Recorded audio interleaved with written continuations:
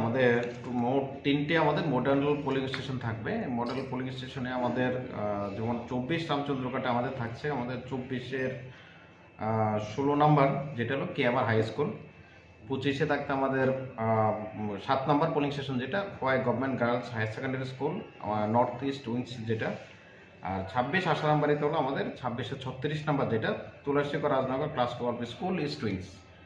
তো এই model polling স্টেশনগুলিতে আমাদের যেটা হলো আমাদের সব কর্মীরা যারা থাকবেন ওনারা সবাই ফিমেল কর্মী থাকবেন, এবং ইনক্লুডিং আমাদের এডিশনাল পোলিং যারা থাকবেন এবং আমাদের মাইক্রো অবজারভার থাকবেন, সবাই ফিমেল থাকবেন এখানে। স্যার, ভোট কেন্দ্রগুলিতে যারা ভোটাররা যাবে তাদের জন্য কী কী সুবিধা থাকবে স্যার মডেল বুথগুলিতে?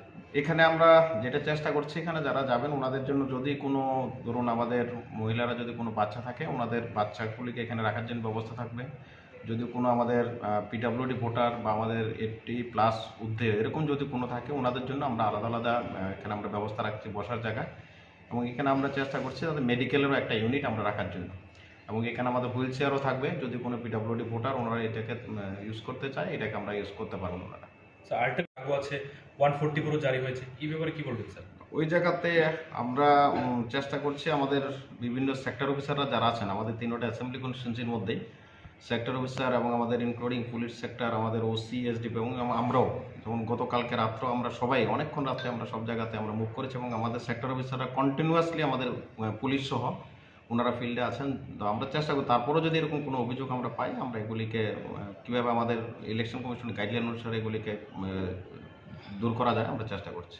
স্যার, ভোটদানে যদি কেউ বাধা সৃষ্টি করে তাহলে স্যার ওনাদের বিরুদ্ধে কীভাবে ব্যবস্থা নেওয়া হবে বা কীভাবে তারা যারা ভোটাররা আছে তারা আপনাদের সাথে যোগাযোগ করবে?